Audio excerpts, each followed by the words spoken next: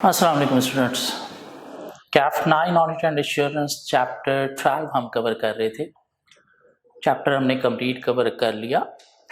कुछ पास पेपर की प्रैक्टिस भी हमने काफ़ी कवर कर ली। हाँ, कुछ क्वेश्चंस और रह गए हैं 5-6 जो हम आज कवर करके इस चैप्टर को प्रॉपर्ली वाइंड अप कर देंगे। इम्पॉर्टेंट चैप्टर है एग्जामिनेशन पॉइंट ऑफ व्यू से। ऑलमोस्ट हर अटेम्प्ट में इस एरिया से 5 to 15 मार्क्स टेस्ट होते हैं, इसलिए बड़ी अच्छी प्रैक्टिस रिक्वायर है इस एरिया की। ना सिर्फ प्रैक्टिस, साथ कॉन्सेप्ट्स भी अच्छे रिक्वायर हैं। क्यों? थोड़ा सा टेक्निकल एरिया है कि किस सिचुएशन में कौन सी रिपोर्ट देनी है, मैटर मटेरियल है या परवेसिव है, बीच में कहाँ सा पे फेसिस ऑफ मैटर पैराग्राफ आएगा, कहाँ पे अदर मैटर पैराग्राफ आएगा, कहाँ पे की ऑडिट मैटर में हमने ये चीज़ हाईलाइट करनी है, कहाँ पे अदर इन्फॉर्मेशन में ये चीज़ हाईलाइट करनी है, कहाँ पे हमने कोई चीज़ अदर रिपोर्टिंग रिक्वायरमेंट में हाईलाइट करनी है। तो वो चीज़ें थोड़ी सी टेक्निकलिटीज़ हमें लर्न करनी है ताकि हम अच्छी तरह से अटेम्प्ट कर सकें इस चैप्टर का क्वेश्चन। पास्ट पेपर को अगर हम देखें तो स्प्रिंग 2020 का क्वेश्चन हम कवर कर चुके, उसके पीछे ऑटम 19 कवर कर चुके, spring 19, spring 18, autumn 17, spring 17, autumn 16, autumn 15, autumn 13, 12, spring 12, autumn 11, spring 11 और इसके नीचे हम पहुंच गए कहाँ पे, एक क्वेश्चन नंबर 14 में। इससे अबव जितने भी क्वेश्चन थे वो सारे हम कवर कर चुके हैं। क्वेश्चन नंबर 14 देखते हैं क्या है। यहाँ पे टेस्ट हुआ 3 + 4 7 + 3 10 मार्क्स के लिए। कोई 3 डिफरेंट पार्ट्स हैं, पार्ट A, B, C, जिसमें हर पार्ट की सेपरेट मार्क्स हैं। तो हमें उतने ही मार्क्स के लिए हर पार्ट का सेपरेट आंसर देना है। क्या कर रहा है question, what type of audit opinion should be expressed in the following circumstances. Mean आपने टाइप ऑफ ओपिनियन बतानी है। पार्ट ए फॉर 3 मार्क्स क्या कहता है, A listed company has accounted for a finance lease as an operating lease, and accordingly has not recognized the asset and liability in this respect. लीजेस आपने पढ़ा होगा, दो तरह की लीजेस होती हैं, शॉर्ट टर्म लीज जो विद इन 1 ईयर सेटल होना होती हैं, और लॉन्ग टर्म लीज जो मोर देन 1 ईयर की होती हैं। वो जो लॉन्ग टर्म लीज हैं उनको फाइनेंस लीज का नाम दिया जाता है, और जो शॉर्ट टर्म लीज हैं उनको ऑपरेटिंग लीज का नाम दिया जाता है। और जो operating lease mean short term lease है, इसकी सिंगल अकाउंटिंग होती है। सिंगल अकाउंटिंग क्या होती है कि इससे रिलेटेड आपने क्या करना होता है, सिर्फ और सिर्फ रेंटल मीन एक्सपेंस रिकॉर्ड करना होता है। लेकिन जो फाइनेंस लीज या लॉन्ग टर्म लीज है, इसकी 4 अकाउंटिंग होती है।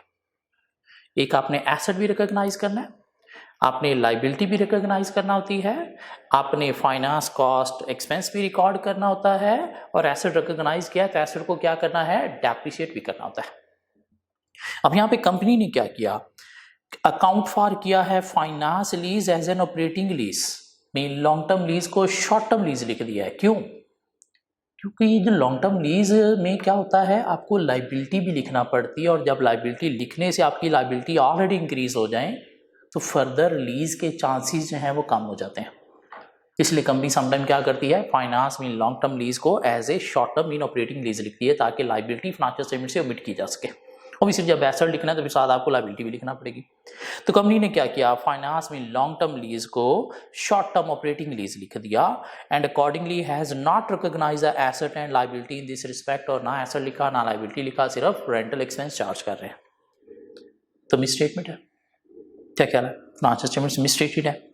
The impact of this accounting treatment is significant to the financial statement, और क्या है, impact भी significant है। क्या होना चाहिए कि ये क्या है, creating misstatement in the financial statements against IFRS 16 leases का जो स्टैंडर्ड है IFRS 16। क्या करना चाहिए, we need to discuss with management। क्या ख्याल है, to correct the financial statements, if financial statements are not corrected, auditor should modify its opinion। कौन सी, qualified except for if the matter is material, और adverse opinion if the matter is pervasive, which is most likely here। क्यों, asset भी, liabilities भी, expenses भी, profit भी, और significant amount भी है। क्या ख्याल है, तो दोनों इम्पैक्ट बताएंगे। 3 नंबर के लिए आंसर दिया जा सकता है। ओके, पार्ट बी को देखते हैं for 4 marks. The appointment of auditors was such that they have not been able to observe the physical stock account. Auditor physical stock account को अटेंड नहीं कर सके, ऑब्जर्व नहीं कर सके. However they have satisfied themselves through alternative audit procedure, लेकिन alternative audit procedures के through inventory को वेरीफाई कर चुके हैं. तो क्या करेंगे अगर फिजिकल स्टॉक अकाउंट जो है अटेंड नहीं कर सके तो अल्टरनेटिव प्रोसीजर के थ्रू वेरीफाई करना, और अगर अल्टरनेटिव प्रोसीजर के थ्रू वेरीफाई हो चुका है तो कोई स्कोप लिमिटेशन नहीं है. क्या ख्याल है? So if auditor have identified inventory value is accurate, if auditor has identified that inventory value is accurate, then he should issue unmodified opinion. क्या ख्याल है?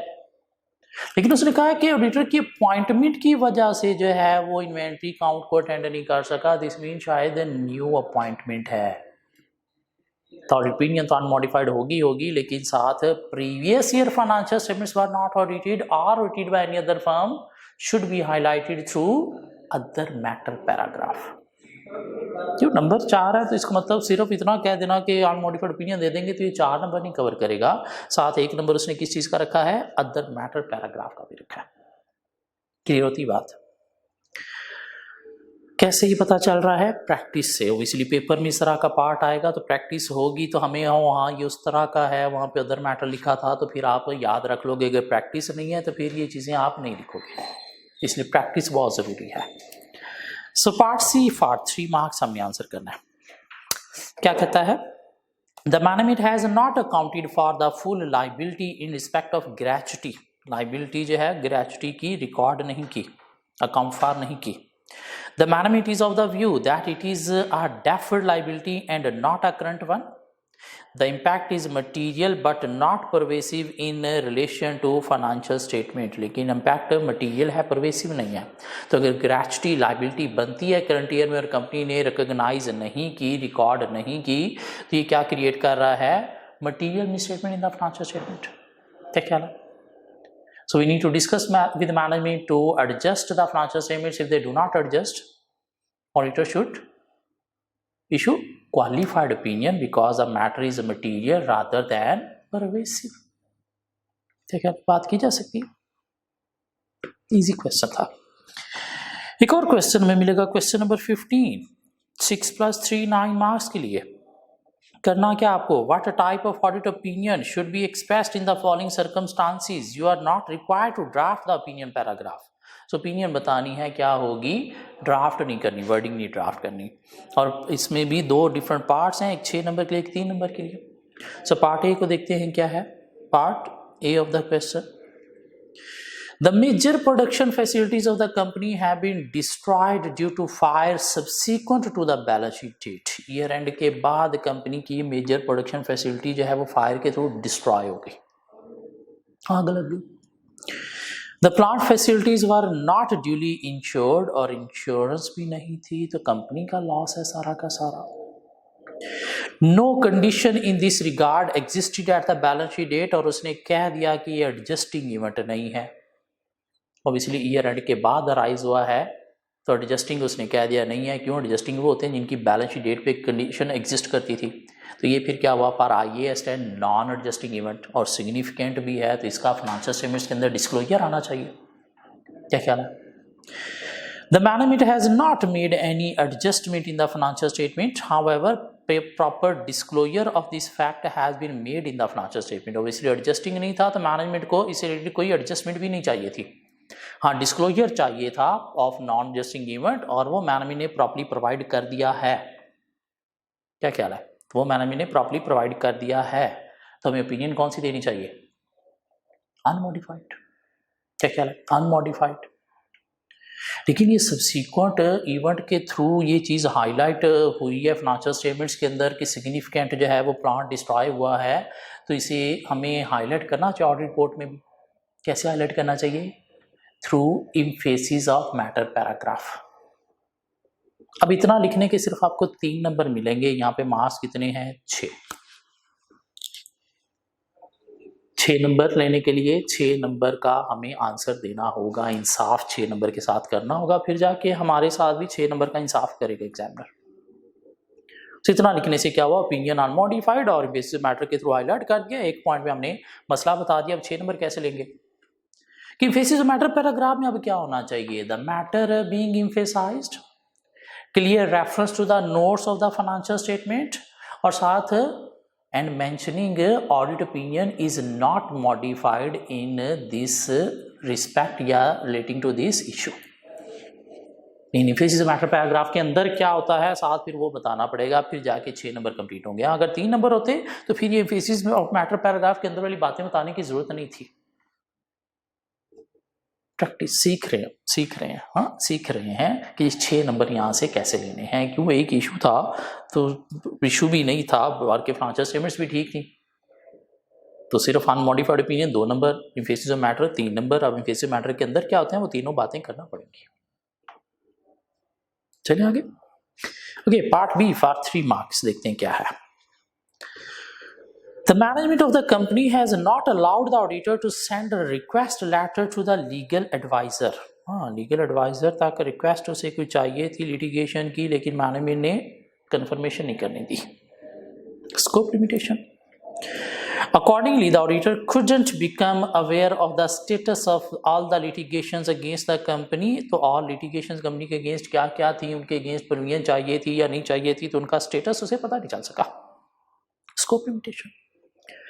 On account of their prior experience, the auditors believe that there are significant claims against the company. Auditor को नजर आ रहे company के against significant claims है, क्या क्या है, तो सिग्निफिकेंट क्लेम्स ऑडिटर ने वेरीफाई नहीं किए और मैनेजमेंट ने रिस्ट्रिक्शन इम्पोज कर दी, तो ये क्या है, स्कोप लिमिटेशन। तो audit opinion should be modified, qualified except for if the matter is material, और disclaimer of opinion if the matter is pervasive. क्या ख्याल है, 3 नंबर। चलिए आगे, पहले बताया मसला क्या है, स्कोप लिमिटेशन है, फिर ओपिनियन की बात कर दी। ओके, क्वेश्चन नंबर 16 भी हमें मिलेगा फॉर 4 मार्क्स। क्या कहता है, due to a major computer breakdown during the year, company का कंप्यूटर ब्रेकडाउन हो गया, the accounting records of the company are now more verifiable. तो अकाउंटिंग रिकॉर्ड्स वेरीफाई नहीं हुए, तो ऑब्वियसली कंप्यूटर ब्रेकडाउन है तो शायद सारे के सारे वेरीफाई नहीं हुए, pervasive nature. The company does not have proper manual records, और कंपनी के पास मैनुअल रिकॉर्ड्स भी नहीं है, सब कुछ सिस्टम में था। Although the integrity of the management is not in doubt, management बड़ी ऑनेस्ट है, शरीफ है, बीबी है। The auditor is not in a position to substantiate management assertions contained in the financial statement, लेकिन ऑडिटर financial statement assertions को verify नहीं कर सका। So what type of opinion should be expressed in these circumstances? So as a computer system breakdown result into no records available for verification, to creating scope limitation for the audit. Auditor cannot verify financial statements by applying audit procedure on records. क्या ख्याल है? So in this case, audit opinion should be disclaimer of opinion, because whole records are not available. Auditor couldn't verify anything, so matter is pervasive. लेकिन 3 number के लिए हमने answer दिया, चौथा number कहाँ से लेंगे? उसने बताया company does not have proper manual records, so in other reporting paragraph should be highlighted that proper books of records are not maintained by the company. क्यों, बुक्स ऑफ रिकॉर्ड्स मेंटेन किए जाते तो ultimately हम वहां से verify कर लेते, तो वो भी नहीं है। तो ये चौथा पॉइंट हम अदर रिपोर्टिंग रिक्वायरमेंट का साथ लिखेंगे। दिया जा सकता है 4 नंबर के answer, easy PG. Okay, next move होते हैं। क्वेश्चन 17 हमने शायद कवर कर लिया था ऑलरेडी। क्वेश्चन 18, 19, 20, 21 ये कुछ हमारे कवर करना रहते हैं। क्वेश्चन 18 क्या कहता है, for 5 marks only, suggest how would you modify the audit report in the following situation. Mean modify होनी है तो कैसे करोगे वो बतानी है आपने। दोनों को मिला के 5 नंबर है, इसमें थोड़ी छोटी 3-3 बातें करना होगी। Part 1, a client of your firm has a history of tax contingencies arising out of appeals pending at various levels. Contingencies. The company has disclosed all such contingencies along with the estimated amount in accordance with the accounting standards. सब कुछ accounting standard के accordingly appropriately disclosed है. Assume that the aggregate sum of these contingencies is material. लेकिन amount थोड़ी material है. So if management have disclosed appropriately all the contingencies in the financial statements per accounting standard, then there is no material misstatement. Everything is okay. So auditor should issue unmodified opinion. But due to significance of the contingencies, auditor should include emphasis of matter paragraph in the audit report to highlight these contingencies disclosures. Okay.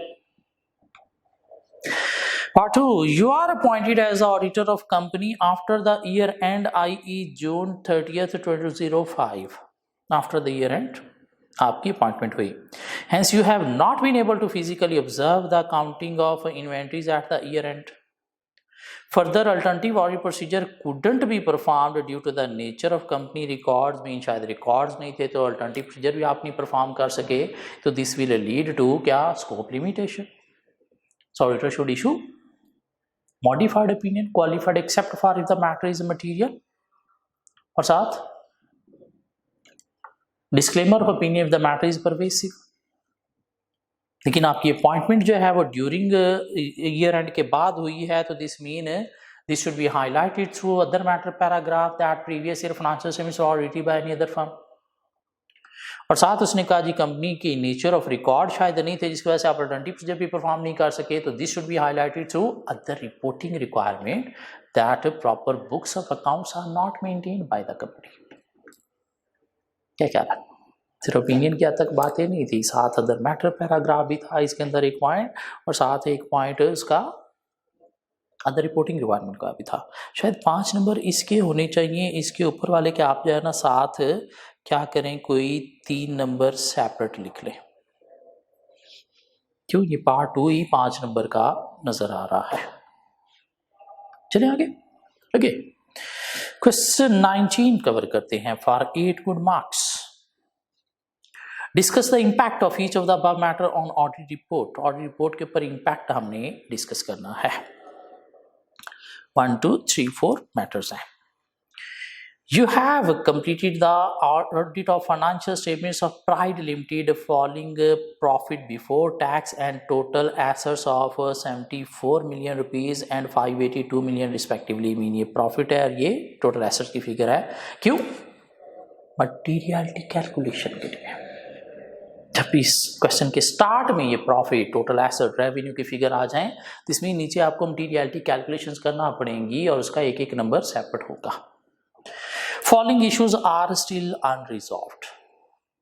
और materiality calculate करने के लिए आपको calculator चाहिए, इसलिए please audit के paper में calculator साथ लेके जाना नहीं भूलना. यहाँ पे भी कैलकुलेटर चाहिए. एनालिटिकल प्रोसीजर का क्वेश्चन आ जाता है तो वहां पे भी आपको कैलकुलेटर चाहिए, जैसे कैलकुलेटर के बिना नहीं जाना. ओके जी, क्या करना है हमने, ऑडिट रिपोर्ट में इंपैक्ट देखना है. नंबर 1 इशू क्या है, subsequent to the year end an employ left the company without settling loan of ₹5 million and management has refused to make provision but it is ready to give a disclosure. नहीं, क्या disclosure ठीक है, ये provision होनी चाहिए थी. Provision होनी चाहिए थी भाई, ये लोन रिसीवेबल जो है वो अब रिसीव नहीं होना, सिर्फ डिस्क्लोजर से बात नहीं चलनी. क्या ख्याल है. और 5 मिलियन को अगर कंपनी के प्रॉफिट के साथ देखा जाए तो कितने परसेंट बनता है, 5 मिलियन प्रॉफिट का कितने परसेंट बनता है, आप अगर उस पर कैलकुलेट करें अपने कैलकुलेटर पे तो 5 मिलियन जो है वो शायद कंपनी का प्रॉफिट कितना है, 74 मिलियन. 74 का हाफ करें तो 370 बना, तो शायद इमटीरियल है, मीन बिलो 5% है. तो क्या है, इमटीरियल. तो क्या होना चाहिए, audit opinion should be unmodified because the matter is immaterial to the profit. क्या कहना. Number 2, the revenue recognition policy is not consistent with the relevant ISAs. The revenue recognition policy is not consistent with the relevant ISAs. Had it been in accordance with IAS, the profit before tax would have been rupees 79.2 million. कि revenue उन्होंने IAS के accordingly नहीं लिखा, शायद कोई overstate किया है, और अगर IAS के अकॉर्डिंगली लिखा जाता तो प्रॉफिट कितना होता 79.2 मिलियन, जबकि आया कितना रहा है 74 मिलियन।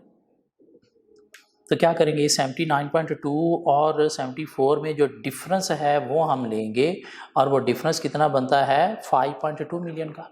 क्या कह रहा है 5.2 मिलियन की अगर हम मटीरियलिटी कैलकुलेट करने की कोशिश करें तो ये क्या बनेगा, अबव 5% ऑफ प्रॉफिट। क्या ख्याल है, तो क्या बना, ये मटीरियल है और अमाउंट मटीरियल है, और अगर अकॉर्डिंग टू स्टैंडर्ड नहीं लिखा तो क्या है, मटीरियल में स्टेटमेंट की जरूरत नहीं, क्वालिफाइड एक्सेप्ट फॉर ओपिनियन दे देंगे। इसी Number 3, the contract with a major customer is about to expire after 3 years. Okay. Certain internal documents show that the company might have to face a very difficult situation thereafter. Main company को शायद कोई cash flow going सन issue face करना पड़ेगा, तो इसको अभी मैं छोड़ रहा हूँ, ये हम चैप्टर 13 में जब गोइंग कंसर्न पढ़ेंगे तो तब कवर हो जाएगा। ठीक हो गया। इसे कुछ अकाउंटिंग करनी है कंपनी को, अगर करेगी तो ठीक है, नहीं करेगी तो फिर ओपिनियन क्वालिफाई कर देंगे। क्या ख्याल है, लेकिन वो क्या अकाउंटिंग करनी है वो हम चैप्टर 13 में पढ़ेंगे, गोइंग कंसर्न से रिलेटेड की बात है। Number 4, personal files of many senior executives do not contain any documentary evidence of their qualification. हाँ, कंपनी हर अपनी एम्प्लॉय के रिकॉर्ड मेंटेन करती है, तो उस रिकॉर्ड फाइल के अंदर एम्प्लॉय की क्वालिफिकेशन के डॉक्यूमेंट्स नहीं है। ओके, सैलरीज पे टू सच एग्जेक्टिव्स आर 25 मिलियन, और उनको 24 मिलियन की सैलरी भी जाती हैं, तो क्या फाइनेंशियल स्टेटमेंट्स के अंदर कोई मिस स्टेटमेंट है? नहीं, अगर क्वालिफिकेशन डॉक्यूमेंट्स नहीं है, ये तो इंटरनल कंट्रोल वीकनेसेस है। Should be communicated to management या those charge with governance through letter of weaknesses, it have no effect on the audit opinion. यूं भी एग्जामिनर घुमा सकते हैं कि रिपोर्ट बनता आ रहा था, यहाँ पे आके स्टूडेंट फंस गए, सर पकड़ के बैठ गए, क्या हो रहा है, करें क्या? ये इंटरनल कंट्रोल वीकनेस है, इसका ऑडिट रिपोर्ट के ऊपर कोई इम्पैक्ट ही नहीं है। हाँ, अगर कम्युनिकेट भी करना है तो मैनेजमेंट दो चार्ट गवर्नेंस को करना है थ्रू मैनेजमेंट लेटर या लेटर ऑफ वीकनेसेस। चलिए आगे। ओके, क्वेश्चन 20 देखते हैं क्या है, for 4 marks only. So you are the senior responsible for the audit of ICRA Industry Limited IIL. During the audit, you became aware that a legal action has been instituted against IIL by some of its customers on account of disputes related to performance of its products.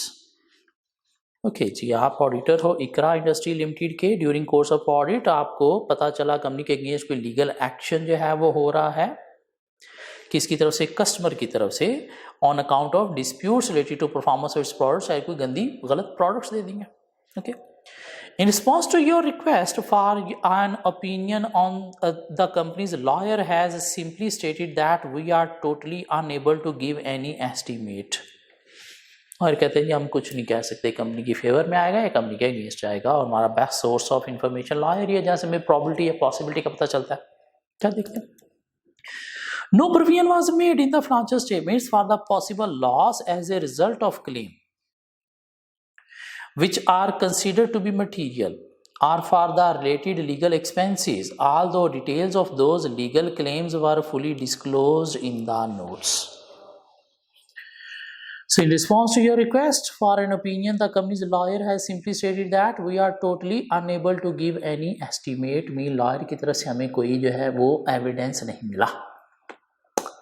So, अगर तो evidence हमें नहीं मिले properly regarding this matter, either provision है या contingent liability है, then this will lead towards scope limitation, and in case of scope limitation auditor should modify its opinion qualified except for if the matter is material, disclaimer opinion if the matter is pervasive. ठीक है, and if auditor have evidence that the accounting treatment of the company is accurate, then auditor should issue unmodified opinion, but that disclosure should be highlighted in the audit report through emphasis of matter paragraph. And if management accounting treatment is inaccurate and auditor has evidence that it is inaccurate, then audit opinion should be modified, qualified except for if the matter is material, adverse if the matter is pervasive. दोनों बातें करेंगे scope limitation के साथ भी और miss statement के साथ भी, क्यों नंबर 4 रखे हैं। और वैसे भी क्वेश्चन एम्बिगुइटी है कि क्या है, ऑब्वियसली लॉयर ने कह दिया हम कुछ नहीं दे सकते, तो एविडेंस है ही नहीं एक तरह का, फिर क्या ख्याल।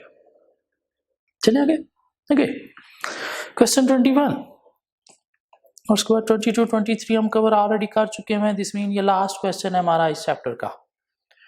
फॉर 12 गुड मार्क्स करना क्या हमको, discuss the matters that may be of significance to you as an auditor in respect of each of the above issue. Mean above issue से रिलेटेड आपके लिए क्या significant matter हैं वो आपने डिस्कस करने हैं। Also explain their implication on the audit report, और रिपोर्ट के ऊपर इम्पैक्ट भी बताना है, मैटर की सिग्निफिकेंस मैटर क्या है और साथ और रिपोर्ट पे इम्पैक्ट। और 1 2 3 कोई 3 डिफरेंट पार्ट्स हैं। Okay, Ranja Limited (RL) is a listed company is engaged in the manufacture of fast-moving customer goods. The draft financial statements for the year ended March 31st, 2011 show a profit before taxation of rupees 12 million and total assets of 300 million. क्यों? Materiality calculation के लिए। As the audit manager, you are reviewing the following issues which were brought to your notice by the audit team. Issue 1, 2, 3 और 12 marks हैं, जिसमें 3 issues हैं, तो at least कुछ 4 number के लिए तुम्हें हर इशू के ऊपर बातें करनी है। नंबर 1, जरा खुद से रीड करके देखेंगे इसमें क्या इशू हो सकता है, क्या ख्याल है? खुद से जरा एक दफ़ा रीड करके देखें क्या इशू है, ओपिनियन कौन सी बननी चाहिए।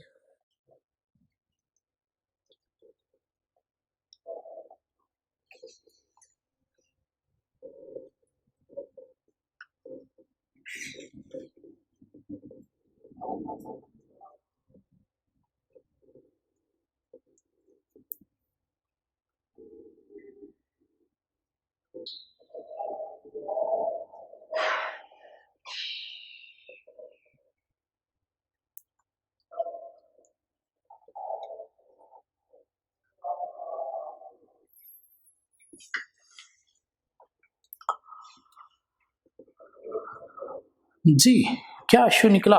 ईयर एंड था 31 मार्च 2011, on June 1 2010 during the year. क्या ख्याल है? 1 अप्रैल 2010 के बाद mean during the year RL acquired a plant at a cost of rupees 50 million. The plant has a useful life of 10 years with no residual value. RL follows the policy to depreciate the plant on a straight line method. On January 1, 2011, the plant suffered physical damage due to fire in the factory. During the year, plant damage हो गया. The technician from the manufacturer has inspected the plant and reported that the damage has affected its production capacity, which has now been reduced by 30%. So 30% क्या हुआ है, plant की production capacity जो है वो reduce हो गई है। तो क्या होना चाहिए, प्लांट अगर फायर के थ्रू डिस्ट्रॉय हो चुका है तो इसकी हमें इम्पेयरमेंट लॉस जो है वो बुक करना चाहिए। क्या ख्याल है? इम्पेयरमेंट लॉस इसका बुक करना चाहिए, ऐसी बात है। कितनी अमाउंट है? 50 मिलियन है, तो मटीरियलिटी हम कैलकुलेट अगर करें 50 मिलियन का अगर 30% निकालें तो कितना बन गया? 15%। क्या ख्याल है? 15% कि 15 मिलियन क्यों? 30% प्रोडक्शन कैपेसिटी लॉस्ट हुई है, तो 15 मिलियन जो है वो शायद इसकी इम्पेयरमेंट लॉस बुक होना चाहिए। और 15 मिलियन को अगर हम कंपेयर करें कंपनी के प्रॉफिट 12 मिलियन के साथ, तो शायद मटेरियल भी है अबव 5% है। And if management do not impair या record impairment of the asset, then audit opinion should be qualified except for because the matter is material rather than pervasive. अब यहाँ पे क्लियर हो गया मैटर मटीरियल है या pervasive है। 4 number की बात की जा सकती है। 1 नंबर इसमें मटीरियलिटी का उसने रखा, 1 नंबर इशू क्या है, दूसरा अगर मैनेजमेंट काउंटिंग नहीं करती तो चौथा ऑडिट ओपिनियन आपकी क्या होगी। चलिए okay. Number 2, during the year a petition has been filed against RL by one of its customer for recovery of rupees 20 million along with markup, damage and compensation on the ground that material supplied by RL were defective। तो customer ने कहा जी आपने मुझे गंदा material send किया है तो 20 million का आपने मुझे क्या करने हैं, डैमेजेस पे करने हैं। Okay, RL has filed a written statement in the court denying the allegations. RL's legal advisor is of the view that the final liability of the company may ranges from 0% to 50%, mean up to 50% chance है कि company के against case जाएगा, और अगर above 50% हो तो इसे हम बोलते हैं प्रोबेबिलिटी, बिलो 50% हो तो इसे बोलते हैं पॉसिबिलिटी। प्रोबेबिलिटी की सूरत में प्रीमियम रिकॉग्नाइज होती है और पॉसिबिलिटी की सूरत में कंटिंजेंट लायबिलिटी डिस्क्लोज होती है। तो यहाँ पे क्या है, चांस है 50% का according to lawyer, this mean this will lead towards disclosure of contingent liability in the financial statements पर IAS 37। However, at this point of time, it is not possible to determine the amount with reasonable degree of accuracy, और amount भी पता नहीं चल सकती, so no provision in this regard has been made in the draft financial statement, so no provision required। क्यों, probability भी नहीं है और cost can be measured liability भी नहीं है, but this matter should be disclosed in the financial statement as contingent liability। क्या ख्याल है?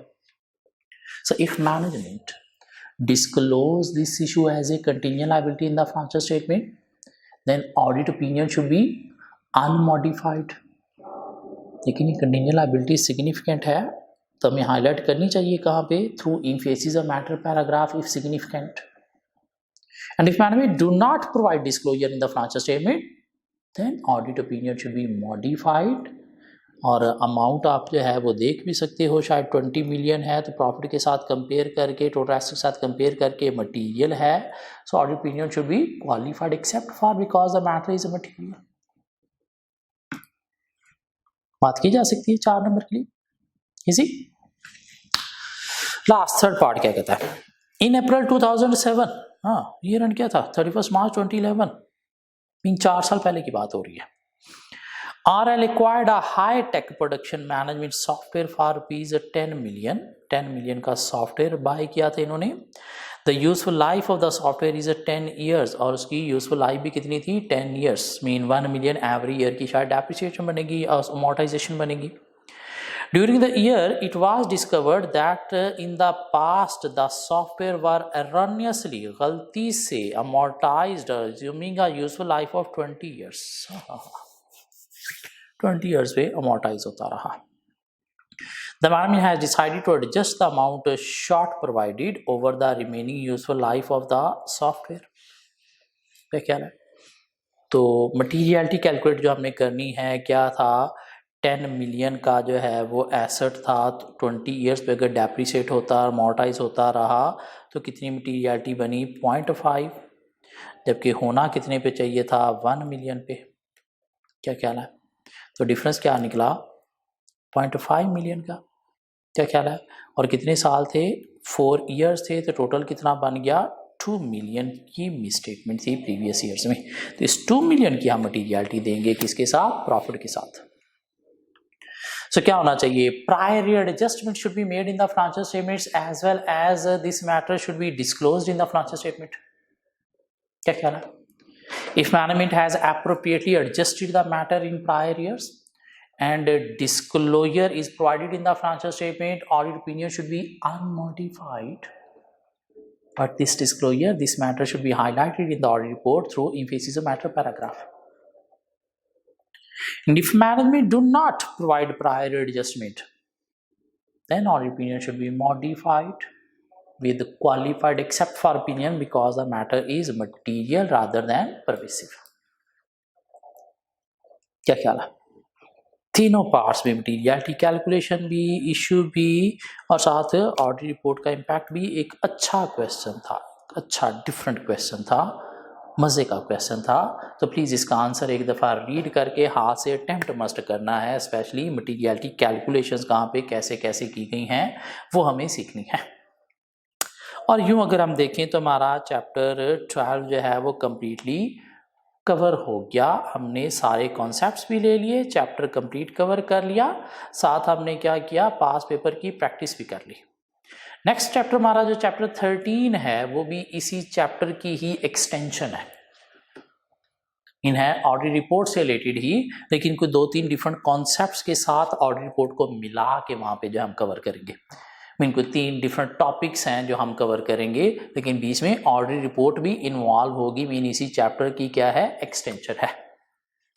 सो तब तक आप कोशिश करेंगे चैप्टर 12 कंप्लीटली थारोली कवर कर लें, कॉन्सेप्चुअली भी, और प्रैक्टिस भी अच्छी कर लें, ताकि चैप्टर 13 में जब आप जाएं तो पीछे वाला ये कॉन्सेप्ट हमें दोबारा से रिवाइज ना करना पड़े, ऑलरेडी हमारा प्रिपेयर हो। क्या ख्याल है? सो आज का लेक्चर यहीं पे वाइंड अप करते हैं। See you guys in next lecture with chapter 13।